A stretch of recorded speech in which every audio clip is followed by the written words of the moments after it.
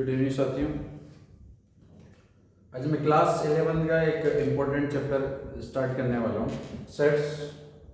Generally ये chapter जो है काफ़ी कॉन्सेप्चुअल है और काफ़ी थ्योरेटिकल भी है, तो इसको समझना बहुत ज़्यादा इम्पोर्टेंट है। तो जैसा कि मैं आपको ये बता दूँ कि ये जो चैप्टर है सेट इम्पोर्टेंट क्यों है और इससे क्यों पढ़ाया जाता है। जनरली एक ऑर्डर या क्रोनोलॉजी यदि मैं आपको समझाऊं तो सेट जो है वो रिलेट करेगा रिलेशन से फंक्शन, और ये फंक्शन की हम बात करें तो फंक्शन से ही हम कॉन्सेप्ट पढ़ेंगे इनवर्स फंक्शन या इनवर्स ट्रिग्नोमेट्री। इनवर्स फंक्शन की बात होगी और इनवर्स ट्रिग्नोमेट्री की बात होगी।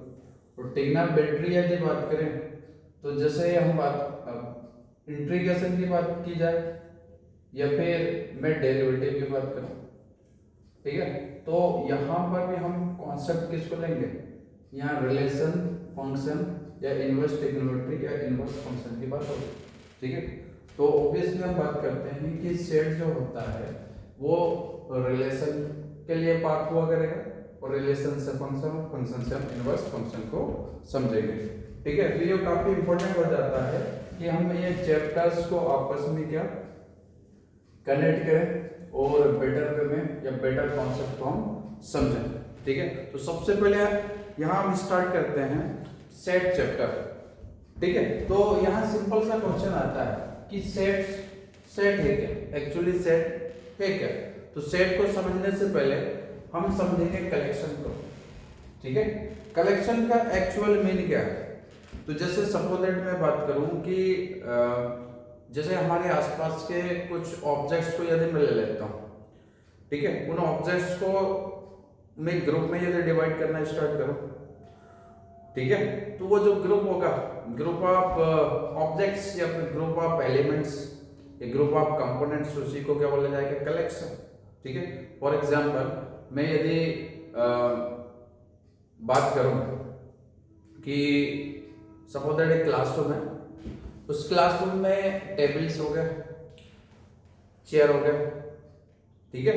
तो टेबल या चेयर जो प्रेजेंट है कहां पर, क्लास में, ठीक है, उनका ग्रुपिंग किया जाए, ठीक है, तो उसको मैं कलेक्शन बोलूंगा, ठीक है। अब सपोज दैट मैं यदि बोलता हूं कि एक क्लास है, उस क्लास में नंबर ऑफ स्टूडेंट्स की मैं बात करूं कि बॉयज का ग्रुप बना लिया जाए, ठीक है।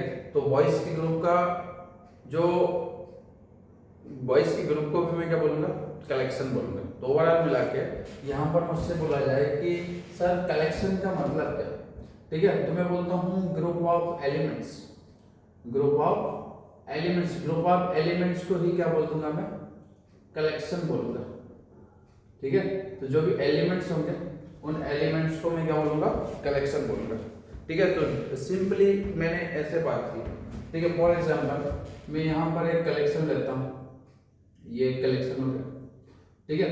अब सपोज दैट आपके क्लास के कुछ बॉयज हो गए, जैसे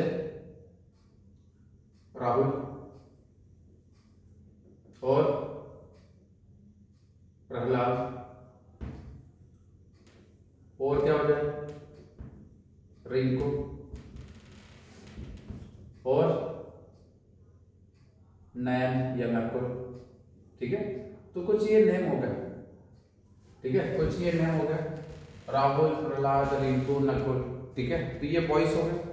अब ये बॉयज का क्या ले लिया, कलेक्शन ले लिया, ठीक है। और मैं यदि बोलूं कि जैसे एक तो ये हो गया और कोई से ग्रुप ले लें, ठीक है। जैसे मैं बात करूं कि फ्लावर का कनेक्शन ले लिया जाए, जैसे फ्लावर में क्या ले लिया जाए, रोज हो गया, और क्या, मैरीगोल्ड हो गया, मैरीगोल्ड, लिली, ठीक है, लिली हो गया। तो ये क्या है, कलेक्शन, ठीक है। इसको कलेक्शन क्यों बोला जाएगा, क्योंकि ये ग्रुप है किसका, ऑब्वियसली इसमें एलिमेंट्स का ग्रुप बनाया जाए, ठीक है। तो इसको मैं क्या बोलूंगा, कलेक्शन, ठीक है।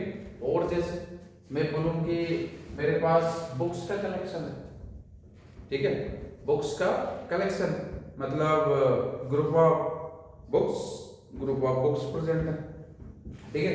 तो कोई स्पेसिफाई नहीं किया जा रहा है, ठीक है। मैं आपसे बोल रहा हूं कि मेरे पास बुक्स हैं, ठीक है, तो बुक्स के उस कलेक्शन बुक्स के ग्रुप को क्या बोलूंगा मैं, कलेक्शन बोलूंगा, ठीक है। तो आई थिंक इतनी बात समझ में आ गई, कलेक्शन का मतलब होता है ग्रुप ऑफ एलिमेंट्स, ठीक है। बट इसी में नेक्स्ट जैसे मैं बात करूं डेफिनेशन लिखा जाए सेट्स, तो सेट्स एक्चुअल में क्या होता है, ठीक है, और या फिर मैं बोलूं कि कलेक्शन और सेट्स में क्या डिफरेंस है, ठीक है। तो मैं बोलूं यहां पर बेटा कि वेल डिफाइंड जो ग्रुप है, ग्रुप को यदि क्या कर दिया जाए, वेल डिफाइन कर दिया जाए, ठीक है। मतलब यहां से मैं लिखता हूं ग्रुप ऑफ एलिमेंट्स, यहां पर मैंने क्या लिखा, ग्रुप ऑफ एलिमेंट्स, और ग्रुप ऑफ एलिमेंट्स के साथ मैं क्या ऐड कर रहा हूं, यहां पर स्पेशली मैं ऐड कर रहा हूं वेल डिफाइंड ग्रुप कैसा हो, well defined.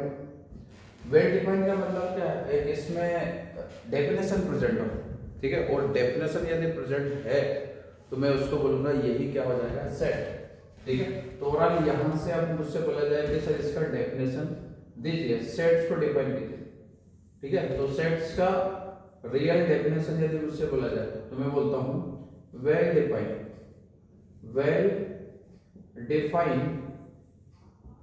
Collection, well defined collection of elements क्या कहलाएगा, सेट कहलाएगा, ठीक है, सेट। अब जैसे सपोज दैट मैं बोलता हूं एक एग्जांपल लिया जाए इसको समझने के लिए, ठीक है। तो सपोज दैट मैं बोलता हूं एग्जांपल के फॉर्म में यदि मैं लिया जाए तो कुछ क्रिकेटर्स ले लिया जाए, ठीक है, कलेक्शन ऑफ क्रिकेटर्स, ठीक है। तो यहाँ जो कलेक्शन है वो क्रिकेटर्स का कलेक्शन है, ठीक है, क्रिकेटर्स। अब ये क्रिकेटर्स में मैं क्या क्या कलेक्शन लेगा, ठीक है, जैसे सपोज दैट मैं बोल रहा हूँ भाई राहुल द्रविड़ हो गया, राहुल द्रविड़ हो गया, और क्या मैं बोल रहा हूँ सचिन सर हो गए, सचिन तेंदुलकर, और रोहित शर्मा, और कोहली, और क्या ले लिया जाए, मुझसे बोल दिया जाए ब्रेटली हो गया, और किरण पोलार्ड हो गया, और क्रिस गेल हो गया, और क्या ले लिया जाए, एबी डिविलियर्स, ठीक है। तो ये कलेक्शन हो गया, ये कलेक्शन किसका है, क्रिकेटर्स का, ठीक है। तो इसको क्या सेट बोला जाएगा, नहीं, सेट बोलने के लिए क्या होगा, यहाँ स्पेसिफिक वेल डिफाइन होना चाहिए। तो मैं लिखता हूं कि it is not a set, तो मैं बोलूंगा क्या ये कलेक्शन है, तो यस ये कलेक्शन। क्या ये सेट है, तो नहीं, ये सेट नहीं होगा। अब सेट ना होने का रीजन क्या है, तो मैं बोलता हूं ये वेल डिफाइंड नहीं है, ये वेल डिफाइंड नहीं है, ठीक है। क्योंकि क्रिकेटर्स का कलेक्शन यदि बोला जाए तो क्रिकेटर्स तो पूरे वर्ल्ड में इतने सारे क्रिकेटर्स होंगे जिनको गिनना पॉसिबल नहीं है, ठीक है। बट इसमें मुझसे बोला जाए कि इंडियन क्रिकेटर्स बताइए, ठीक है, तो इंडियन क्रिकेटर्स में काफी सेपरेट हो जाएंगे, ठीक है। तो यहां पर ये इंडियन क्रिकेटर जो टर्म आया ये क्या आ गया, वेल डिफाइन हो गया, ठीक है, वेल डिफाइन। इसके बाद मुझसे बोला जाए कि भाई सेट, यहां सेट क्या हो जाएगा, ठीक है, तो मैं बोलूंगा यहां सेट है राहुल द्रविड़, इसमें क्या जाएंगे, राहुल द्रविड़ सर आ जाएंगे, और सचिन तेंदुलकर, रोहित शर्मा, रोहित शर्मा, कोहली, ठीक है। और बाकी क्या हो जाएंगे, फॉरेन प्लेयर हो गए, तो इसको मैं क्या बोल दूंगा, सेट बोल दूंगा। तो ये क्या होता है, सेट है, ठीक है। तो जनरली हम देखें कि सेट को रिप्रेजेंट करने के लिए मैं बेसिकली यूज कर रहा हूं किसका, एक मिडिल ब्रैकेट का यूज किया जाएगा, ठीक है। तो इसके अंदर एलिमेंट्स को यदि मैं लिख रहा हूं तो वो सेट कहलाएगा, ठीक है। तो ये याद रखना। तो अभी तक हम बात कर चुके हैं कलेक्शन के बारे में। कलेक्शन का मतलब क्या है, ग्रुप ऑफ एलिमेंट्स। और मुझसे बोला जाए कि सेट्स क्या है, तो मैं लिखता हूँ well defined collection of elements को ही क्या बोला जाएगा, सेट बोला जाएगा। रिप्रेजेंट करने के लिए क्या मैं मिडिल ब्रैकेट का यूज करूंगा, ठीक है। तो अब कुछ क्वेश्चंस हम करते हैं। एक्सरसाइज 1.1 में एक क्वेश्चन है, उस क्वेश्चंस को मैं कराता हूँ, ठीक है। तो क्वेश्चंस को करते हैं, ठीक है। तो एक्सरसाइज 1.1 में क्वेश्चन नंबर फर्स्ट है, which of the following collections are sets, ठीक है। तो ये जो कलेक्शन गिवन है उनमें हमें जस्टिफाई करना है, ठीक है।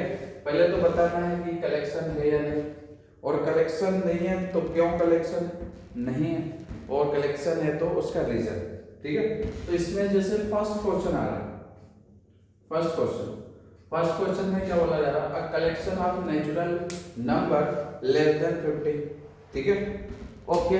तो जनरली हम बात करें कि कलेक्शन में क्या होगा, जो नंबर ऑफ एलिमेंट्स का जो ग्रुप मैं बनाऊंगा वो स्पेसिफिक होना चाहिए, वेल डिफाइन होना चाहिए। वेल डिफाइन का मतलब क्या है, पर्सन टू पर्सन जो वेरी ना करे, ठीक है। जो ग्रुप मैं बना रहा हूं वही सेम ग्रुप आप भी बनाए, ठीक है। मतलब पर्सन टू पर्सन वेरी ना करे, ठीक है। मैं यदि बोलूं कि क्लास में 50 स्टूडेंट्स यदि कलेक्शन बना रहे हैं और सभी का कलेक्शन के साथ सेम आ रहा है तो वो क्या वेल डिफाइन होगा, ठीक है। जैसे सपोज दैट मैं बोलता हूं कि a collection of all natural number less than 50, ठीक है। तो यहां पर हमें पता है कि नेचुरल नंबर को यदि मैं बोलूं नेचुरल नंबर्स, ठीक है, तो नेचुरल नंबर्स को लिखा जाएगा या डिनोट किया जाएगा किससे, कैपिटल एन से, ठीक है।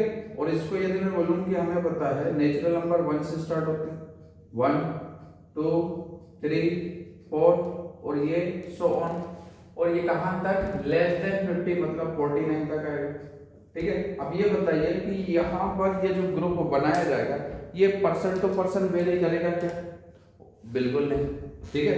यदि मुझसे बोला जाए कि आप कलेक्शन बनाइए तो मैं भी 1 to 49 ही बनाऊंगा, ठीक है। यदि आपसे बोला जाए तो आप भी यही बनाएंगे, आपके पड़ोसी से बोला जाए तो भी वो यही बनाएंगे, या फिर मैं किसी आपके मित्र से बोलूं तो भी वो सेम कलेक्शन बनाएगा, ठीक है। तो क्या ये सेट है, तो मैं बोलता हूँ यस।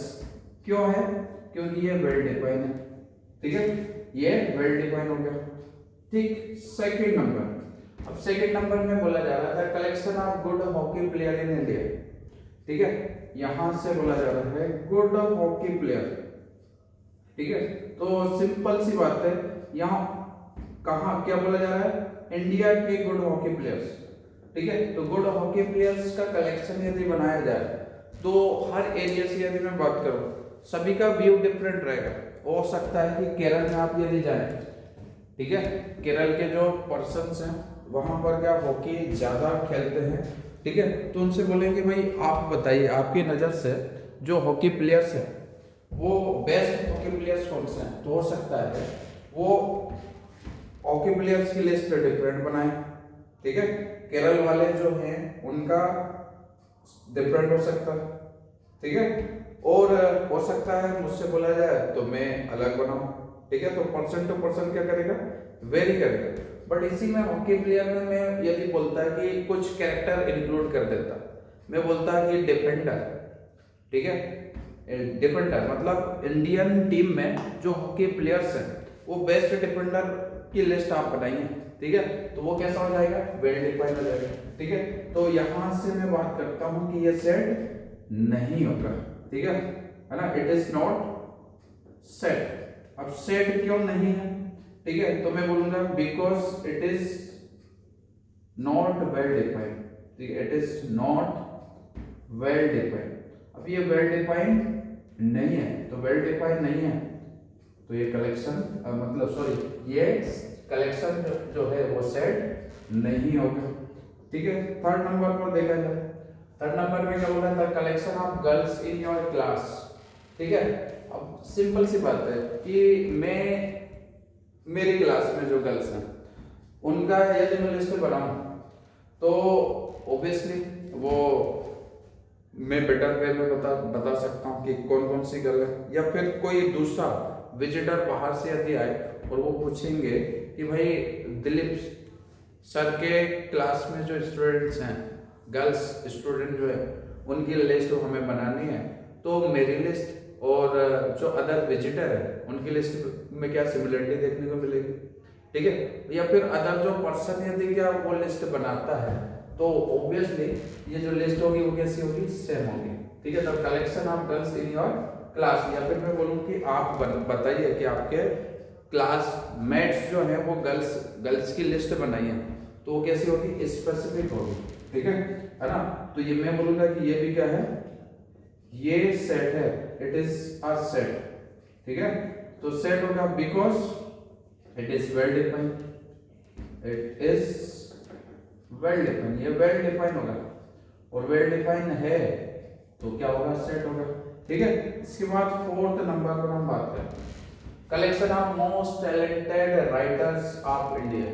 ठीक है, जैसे मैं मुझसे बोला जाए कि मोस्ट टैलेंटेड राइटर्स कौन से हैं, ठीक है, तो सपोज दैट मुझे जो बुक्स पसंद है वो यदि मैं बोलूँ कि मैं साइंस से रिलेटेड ज़्यादा बुक्स पढ़ता हूँ, ठीक है, तो उनके कुछ राइटर्स को मैं सजेस्ट करूँगा। ठीक है ना, फिजिक्स हो सकता है, मैं फिजिक्स की बुक्स को सजेस्ट करूँ, एस.सी. वर्मा हो गए। ठीक है ना, या फिर मुझसे बोले कि सर मैथ के लिए क्या होगा, तो मैं बोलूँगा आरबी त्रिपाठी हो गया। ठीक है, आर.डी. शर्मा हो गया। ठीक है ना, और बोलेंगे रेफरेंस में सर आप क्या सजेस्ट करना चाहोगे। ठीक है, तो अरिहंत बोलूँगा, या फिर इसमें जो आजकल एजुकार्ड वाले जो आ रहे हैं उन बुक्स को मैं सजेस्ट करता हूँ। ठीक है, अरे उनके ऑथर्स को मैं बोलूँगा। ठीक है, बट मैं किसी अदर पर्सन के इंटरेस्ट के अकॉर्डिंग यदि मैं बोलूँ कि आप बताइए कि बेस्ट राइटर्स का कलेक्शन आप बताएं, तो हो सकता है वो हिस्ट्री में इंटरेस्टेड होगा तो वो हिस्ट्री से रिलेटेड बेस्ट राइटर्स को बताएगा। या फिर मैं बात करूं कि दूसरा जो पोइट्री ज़्यादा पसंद करता है तो वो पोइट्री से रिलेटेड राइटर्स को लिस्ट या कलेक्शन बनाएगा। तो ये क्या करेगा, नॉट अ सेट, मैं बोलूँगा नॉट अ सेट। अब सेट क्यों नहीं है, क्योंकि ये पर्सन टू पर्सन क्या करेगा, वेरी करेगा। फिफ्थ नंबर पर आता है the collection of difficult topics in mathematics. ठीक है, ये भी सेट नहीं है, ये भी सेट नहीं होगा। क्यों नहीं होगा, क्योंकि ये भी पर्सन टू पर्सन क्या करेगा, वेरी करेगा, वेल डिफाइंड नहीं है। ठीक है, अब जैसे मुझसे बोला जाए कि भाई सर 11th में सबसे डिफिकल्ट टॉपिक कौन सा है, ठीक है, तो मैं बोलूँगा क्वेश्चन नहीं। या फिर यहाँ से मैं आपसे पूछूं कि आपके लिए कौन सा डिफिकल्ट है, तो हो सकता है आप लिस्ट में 5-6 चैप्टर्स को बताएं। कुछ लोगों को क्या डेरिवेटिव कठिन लगता है, ठीक है, तो वो बोलेंगे डेरिवेटिव। कुछ लोगों को डेरिवेटिव बहुत अच्छा आता है तो वो बोलेंगे कि सर हमें तो क्या जो बाइनोमियल थ्योरम जो है उसमें प्रॉब्लम जाती है। तो पर्सन टू पर्सन अगेन ये क्या कर रहा है, वेरी कर रहा है, तो ये भी सेट नहीं होगा। ठीक है, तो फिर तो यहाँ पर सेट नहीं होता, ठीक है, क्योंकि ये वेल डिफाइंड नहीं है। 6th नंबर पर हम बात करें तो 6th नंबर में क्या, the collection of all months in a year beginning with J. तो जे से स्टार्ट होने वाले हम बात करें तो क्या होगा सर, जनवरी, और क्या जून, और क्या हो सकता है सर, जुलाई। जुलाई के अलावा क्या होगा, जनवरी, जून, जुलाई।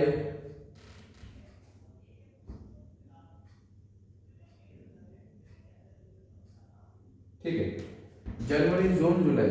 तो यहां से मंथ की बात करें, जनवरी, फरवरी, मार्च, अप्रैल, मई, जून, जुलाई, अगस्त, सितंबर, अक्टूबर, नवंबर, दिसंबर और जनवरी। ठीक है, तो हम देख पाते हैं कि 3 जो मंथ हैं ये स्पेसिफिक है, ठीक है, और ये स्पेसिफिक है मतलब ये वेल डिफाइंड है, और वेल डिफाइंड है तो ये पर्सन टू पर्सन वेरी नहीं करेगा, तो मैं बोलूंगा ये क्या है, सेट है। ये क्या होगा, सेट होगा। ठीक है, तो यहां तक हमने देखा ये क्या है, सेट है। ठीक, ओके, विजिबल है। ओके, और देखते हैं इसके बाद है the collection of novels written by the Munshi Premchand. ठीक है, मुंशी प्रेमचंद के जो नॉवेल्स हैं बेटा, तो ये पर्सन टू पर्सन तो वेरी नहीं करेंगे। The collection of novels written by Munshi Premchand. ठीक है, तो ये भी वेल डिफाइंड है, और ये वेल डिफाइंड है तो कैसा होगा, ये सेट होगा, तो ये सेट्स होगा। ठीक है, इसके बाद बोला जा रहा है the collection of all question in this chapter, तो ये भी पर्सन टू पर्सन वेरी नहीं करना, तो मैं बोलूंगा ये भी क्या होगा, सेट होगा। ठीक है, क्योंकि ये वेल डिफाइंड है, ये भी वेल डिफाइन होगा, तो ये भी सेट होगा। इसके बाद बोला जा रहा था collection of most dangerous animal of the world. ठीक है, तो यहाँ पर्सन टू पर्सन ये वेरी करेगा।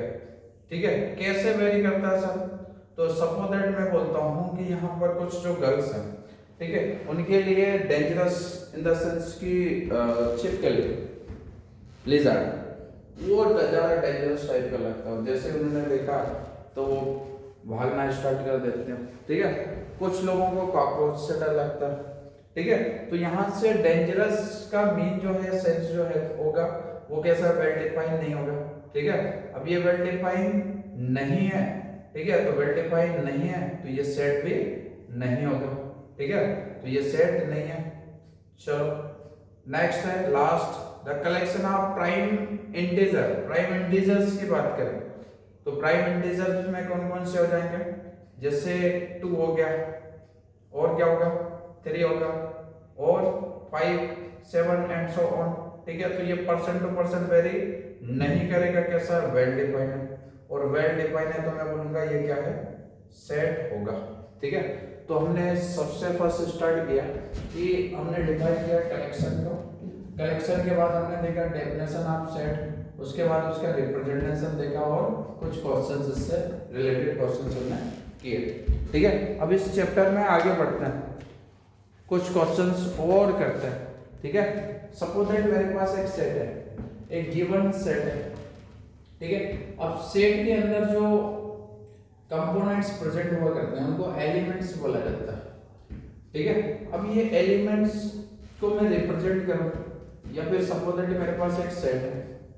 ठीक है, अब ये जो सेट गिवन है वो किससे रिलेटेड है, सपोज दैट मैं बोलता हूं कि a इक्वल टू 2 हो गया, 3 हो गया, 5 हो गया, 7 हो गया।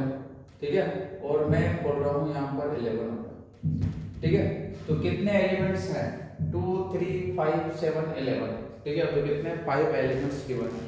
ठीक है, तो यहाँ से एक कॉन्सेप्ट हम पढ़ेंगे, बिलोंग्स टू और नॉट बिलोंग्स टू।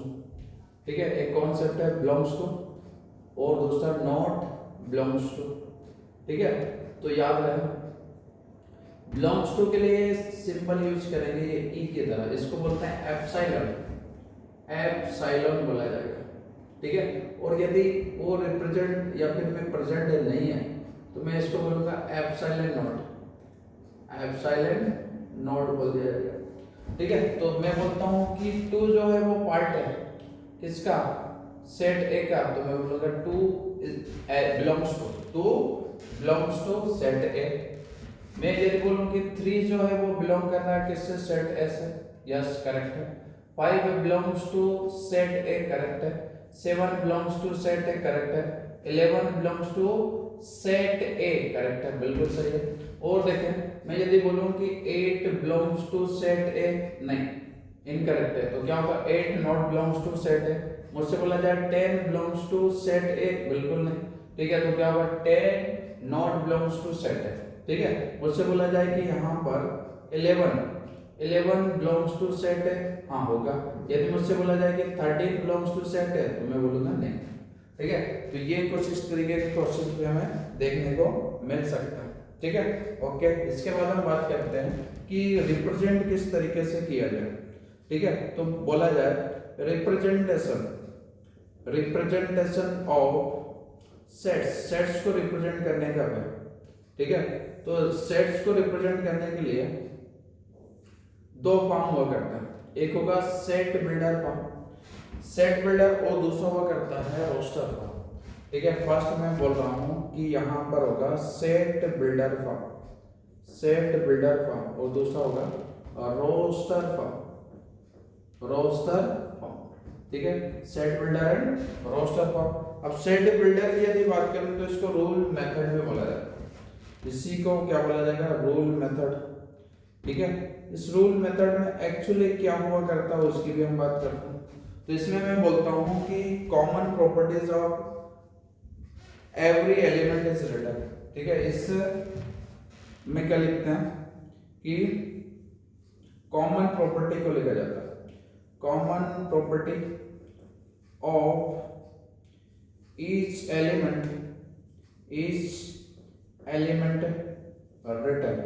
ठीक है, इसको लिखा जाएगा, कॉमन प्रॉपर्टी को लिखा जाता है। जैसे सपोज दैट मैं बोलता हूं कि मैं बोलूं यहां पर एक सेट ए है, इस सेट ए में मैं बोलता हूं कि इनके एलिमेंट को x से मैं डिनोट करता हूं, तो x such that x belongs to natural number.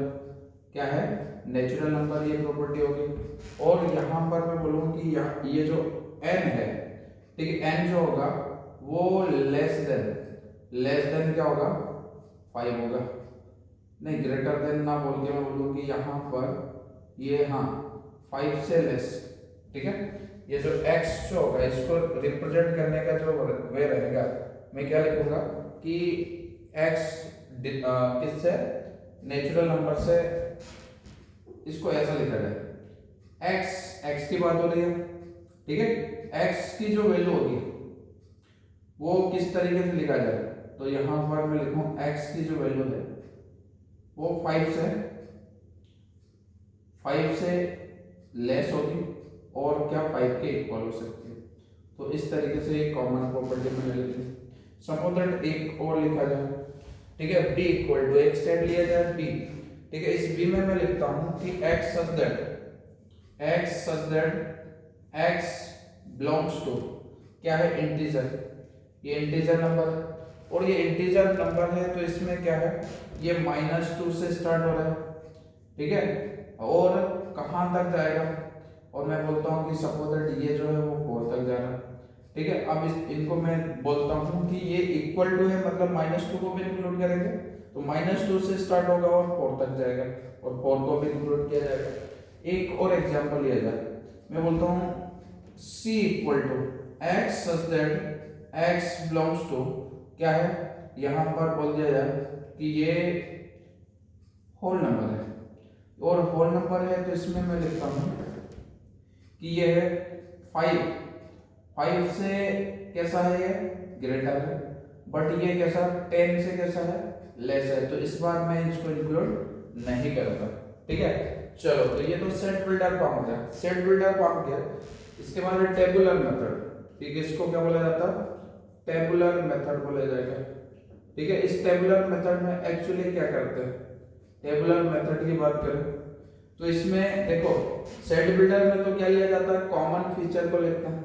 ठीक है, और जबकि इसमें हम बात करें तो ऑल एलिमेंट्स आर, है ना, लिस्ट बनाया जाता है, ऑल एलिमेंट्स आर लिस्टेड, जितने भी एलिमेंट्स होते हैं उनको क्या उनका लिस्ट बनाया जाता है।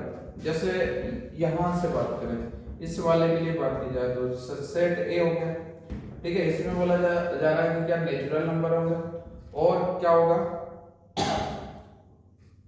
इसमें मेंशन करेंगे, मेंशन क्या होगा कि ये जो वैल्यू होगी वो 1 से कैसी होगी, ग्रेटर, 1 से ग्रेटर। तो इसमें देखो, इसमें 1 को इंक्लूड नहीं करना है, यहाँ यदि इक्वल होता तो मैं इसको इंक्लूड करता, मगर यहाँ मैंने इसके नीचे इक्वल साइन यूज नहीं किया, इसका मतलब है 1 को इंक्लूड नहीं करना। तो 1 को इंक्लूड नहीं करना तो कहां से स्टार्ट होगा, जैसे 2 से, तो और क्या होगा, 3 होगा, 4 होगा। ठीक है, और 5 को इंक्लूड करेंगे क्या, हाँ ठीक है, क्यों इंक्लूड करेंगे, क्योंकि ये इक्वल वाला है। ठीक है, तो यहाँ लिस्ट क्या बन गया, 2 3 4 4 एंड 5। ठीक है। बी के लिए यदि हम बनाते हैं तो बी के को लिस्ट में लिखे हैं तो -2 को इंक्लूड कर लो ऑब्वियसली, उसके बाद होगा ये -2 -1, फिर क्या होगा 0 1 2 3 और क्या 4 को भी इंक्लूड करना है तो ऑब्वियसली ये 4 भी इसमें इंक्लूड हो जाएगा। ठीक है। इसके बाद हम बात करते हैं सी के लिए लिस्ट बनाई जाए तो यहाँ पर मैं बोलूंगा कि 5 से ग्रेटर होगा, बट 10 से क्या होगा लेस होगा, तो 5 से ग्रेटर 6 7 8 9। ठीक है। तो ये क्या हो जाएगा रोस्टर फॉर्म में क्या लिस्ट बनाया जाता है। ठीक है। रोस्टर फॉर्म में लिस्ट बनाया जाएगा। और यदि मैं सेट बिल्डर की बात करूं तो इसमें कॉमन प्रॉपर्टी को लिखा जाता है। ठीक है। ओके, तो ये तो कुछ क्वेश्चंस थे। आगे कुछ और भी क्वेश्चंस हम करते हैं इसको बेटर समझने के लिए। आओ कुछ क्वेश्चन करें।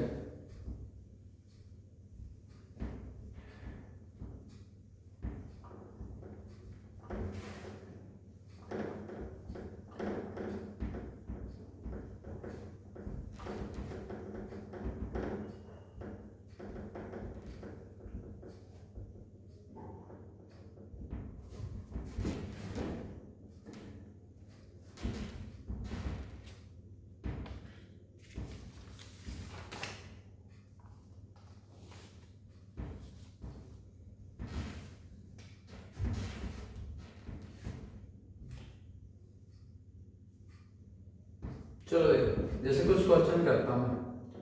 यहाँ पर कुछ क्वेश्चन हम लिखें।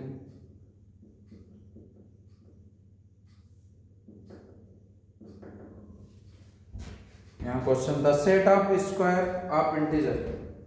ठीक है। तो यहाँ पर एक प्रॉपर्टी दे दी जाए।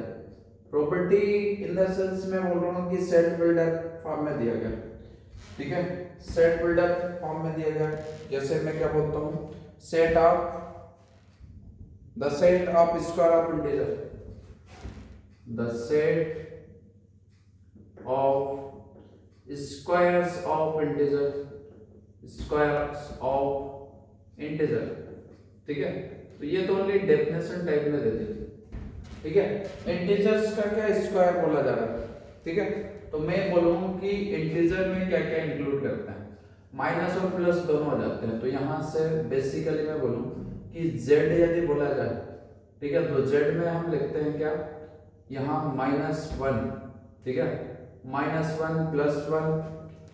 ठीक है। -2 +2 -3 +3 और 0 भी इसमें इंक्लूड होता है। ठीक है। तो यहाँ से स्क्वायर ऑफ इंटीजर्स की बात हो रही है तो मैं लिखता हूँ 0, तो 0 का स्क्वायर और क्या होगा +-1 का होल स्क्वायर, और क्या लिखेंगे, मैं बोलता हूँ +-2 का होल स्क्वायर, और क्या होगा +-3 का होल स्क्वायर। ठीक है। तो इस प्रकार से हम देखें तो ये क्या बनेगा, एक सेट बन जाएगा। ठीक है। ये होगा एक सेट, ये सेट बना रहा है। ठीक है। तो इसको यदि मैं लिखता हूँ 0 का स्क्वायर 0 हो जाता है। ठीक है। और यहाँ 1 का स्क्वायर कितना होगा, +1 का स्क्वायर 1, -1 का स्क्वायर 1, मैं बोलूँ 2 का स्क्वायर 4, -2 का स्क्वायर 4, -3 का स्क्वायर 9, या फिर यहाँ पर मैं बोलता हूँ कि किसका -3 का स्क्वायर भी 9 होगा और +3 का स्क्वायर भी 9 होगा। ठीक है। तो ये इस तरीके से हम लिख सकते हैं। और देखें एक क्वेश्चन और लिखा जाए, x such that x is a prime positive integer. ठीक है। मैं बोलता हूं कि x कुछ इस तरीके से डेफिनेशन दिया जाए,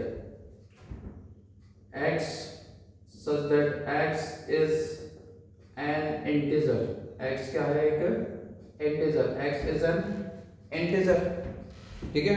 and division of 9, and division of 9। ठीक है। तो मतलब हम बात करें कि ये क्या सेट बिल्डर फॉर्म टाइप में हो गया।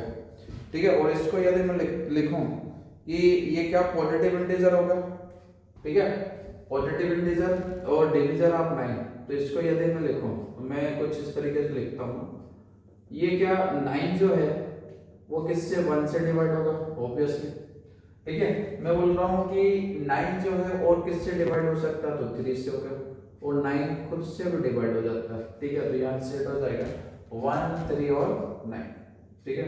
एक क्वेश्चन और लिया जाए, बुक का ही क्वेश्चन लिखो, x such that x is integer, ठीक है। मैं बोलता हूँ कि x such that x belongs to z, that means integer हो गया। और इसमें क्या होगा, एंड